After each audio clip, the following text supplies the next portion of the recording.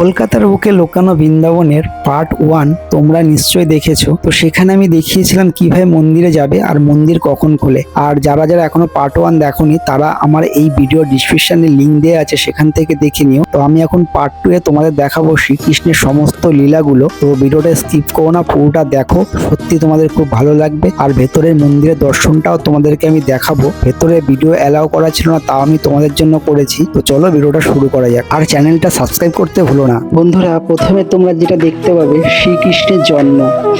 তো মথুরার কারাগারে দেবকী ও বাসুদেবের সামনে প্রথমে চতুর্ভুজ রূপে আবির্ভূত হলেন ভগবান বিষ্ণু। তিনি জানালেন তিনি শ্রীকৃষ্ণ রূপে পৃথিবীতে অবতীর্ণ হয়েছেন ধর্ম প্রতিষ্ঠার জন্য। এরপর তিনি এক সাধারণ নবজাতক শিশুর রূপ ধারণ করলেন। তো সেই দৃশ্যটা এখানে ফুটিয়ে তুলেছে বন্ধুরা। দেখতে পাচ্ছ আমাদের বিষ্ণু ভগবান দাঁড়িয়ে আছে, নিচে শ্রীকৃষ্ণ, কি অপূর্ব সেই দৃশ্য। বন্ধুরা, এখন তোমরা যেটা দেখতে পাচ্ছ এটা হচ্ছে যখন কংস একে একে সব সন্তানদের মেরে দিচ্ছিল। তো সেই রাতে যখন কৃষ্ণ জন্মগ্রহণ করলো, তখন প্রবল ঝড় বৃষ্টির রাতে বসুদেব সেই নবজাতক শ্রীকৃষ্ণকে মাথায় নিয়ে মথুরা থেকে গোকুলের পথে রওনা দিলেন।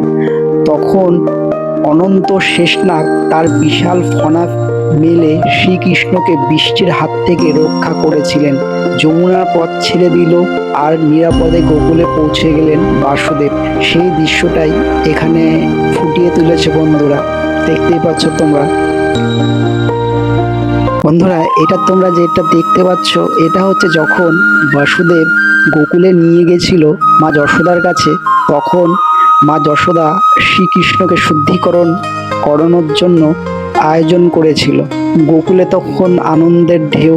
ছোট শ্রীকৃষ্ণের শুদ্ধিকরণ ও মঙ্গল অনুষ্ঠানের আয়োজন করা হয়েছিল। ঋষি মুনি বৈদিক মন্ত্রোচ্চারণ করে শিশুকে আশীর্বাদ করেছিলেন।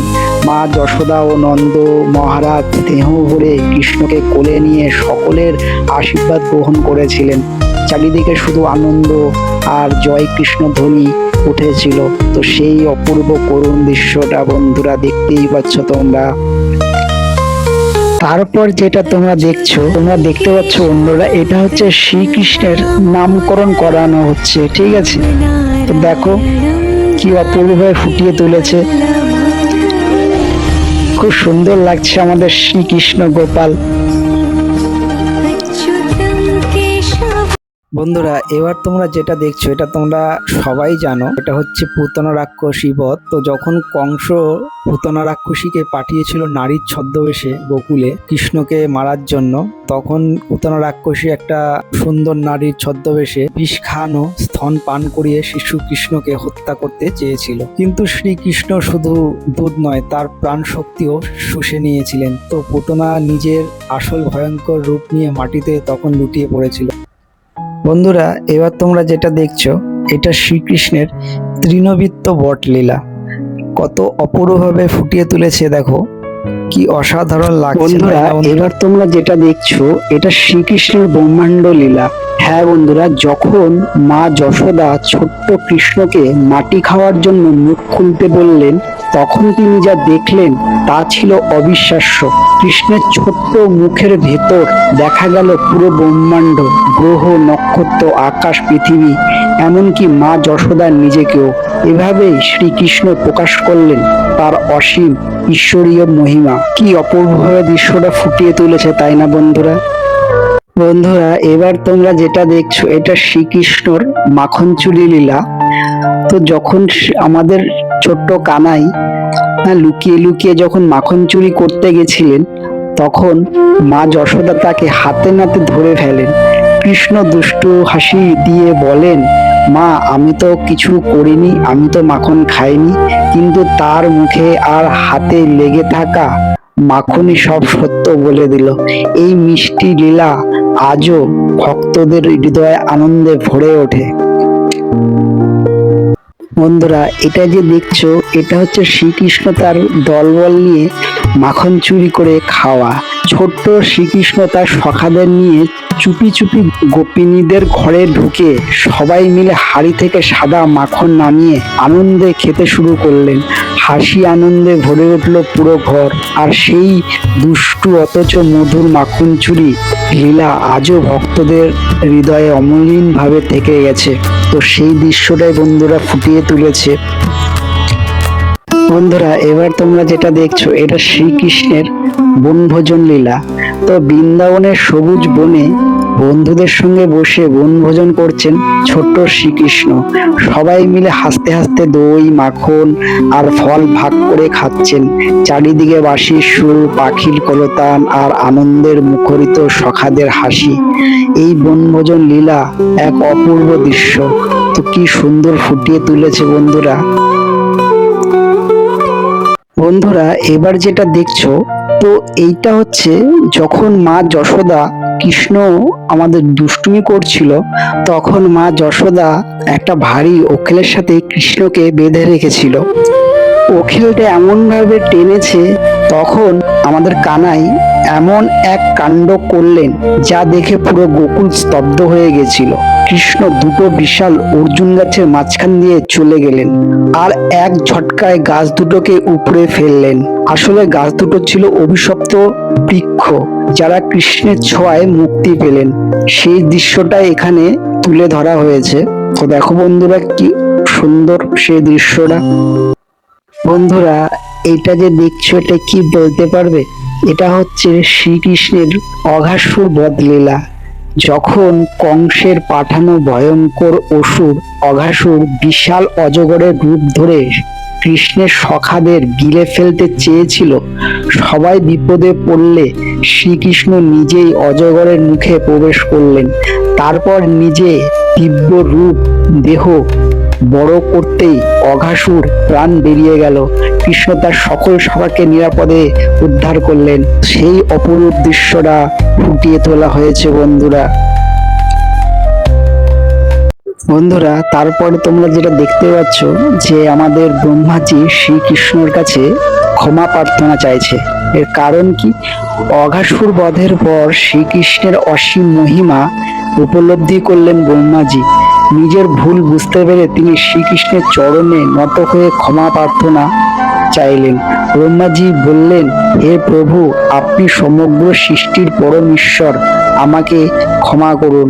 শ্রীকৃষ্ণ করুণা ভরে তাকে আশীর্বাদ করলেন। সেই দৃশ্যটাই বন্ধুরা ফুটিয়ে তুলেছে, অসাধারণ লাগছে। এই দৃশ্যটা কি তোমরা নিশ্চয়ই বুঝতে পারছো? হ্যাঁ বন্ধুরা, শ্রীকৃষ্ণের কালিয়ানাগ দমন।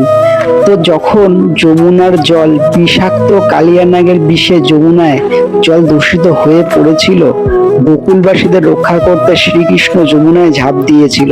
ভয়ঙ্কর কালীয় নাগের বহু ফোনার ওপর তিনি অপূর্ব নৃত্য করলেন। শেষে কালীয় নাগ পরাজয় স্বীকার করে শ্রীকৃষ্ণের চরণে আশ্রয় নিল এবং যমুনা ত্যাগ করল। সেই দৃশ্যটাই বন্ধুরা এখানে ফুটিয়ে তুলেছে।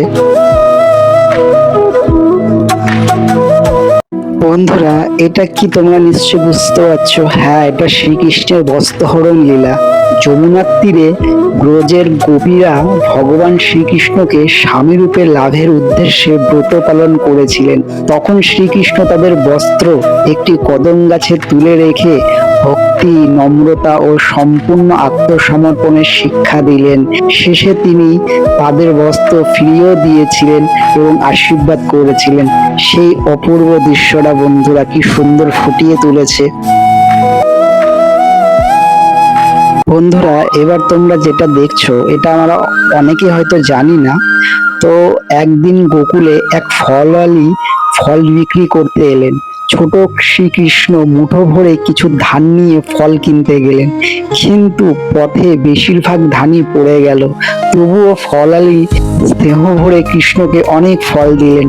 পরে দেখলেন তার ঝুড়ি ভরে গেছে হীরা, মুক্তা আর রত্নে। ভক্তির এই ফলেই ধন্য হলেন তিনি। এই যে দৃশ্যটা দেখছো বন্ধুরা, এটা হচ্ছে শ্রীকৃষ্ণ যখন গরু চড়াতে যেতেন। তো দুপুরবেলা যখন হয়ে যেত, গরুগুলো যখন গাছের তলায় বিশ্রাম নিত, তখন শ্রীকৃষ্ণ তার মধুর বাঁশিতে তান তুলতেন। তান শুনে, সেই মধুর বাঁশির আওয়াজ শুনে সকল রাধা সখীরা সবাই ছুটে আসতো এবং শ্রীকৃষ্ণ তাদের সঙ্গে এক লীলায় মত্ত থাকতেন। সেই অপূর্ব দৃশ্যটাই বন্ধুরা তুলে ধরা হয়েছে এখানে। তো বন্ধুরা, এটা যেটা দেখছো এটা হচ্ছে তোমার কুরুক্ষেত্রের যুদ্ধ। তো কুরুক্ষেত্রের যুদ্ধে ভীষ্মের ভয়ঙ্কর আক্রমণে অর্জুন বিপদে পড়েছিল। তো সেই সময় নিজের প্রতিজ্ঞা ভঙ্গ করেও ভক্তকে রক্ষা করেছিলেন শ্রীকৃষ্ণ। তো রথ থেকে নেমে একটি ভাঙা রথের চাকা তুলে ভীষ্মের দিকে ছুটে গেছিলেন আমাদের শ্রীকৃষ্ণ। ভীষ্ম আনন্দ ভরে প্রভু সে রূপ দর্শন করেছিলেন। বন্ধুরা, এবার তোমরা যেটা দেখছো এটা খুবই একটা মিষ্টি লীলা আমাদের শ্রীকৃষ্ণ করেছিল। তো একদিন শ্রীকৃষ্ণ মাঝির বেশে যমুনার তীরে এলেন। শ্রী রাধা ও সখীরা নৌকায় উঠতেই কৃষ্ণ মজা করে বললেন, নৌকা খুব ভারী হয়ে গেছে। এরপর মধুর হাসি ঠাট্টা আর প্রেমময় কথোপকথনে ভরে উঠল যমুনার বুক। শেষে শ্রীকৃষ্ণ সবাইকে নিরাপদে তীরে পৌঁছে দিয়েছিলেন। সেই দৃশ্যটাই বন্ধুরা এখানে ফুটিয়ে তোলা হয়েছে। খুব দারুণ লাগছে দেখতে এটা।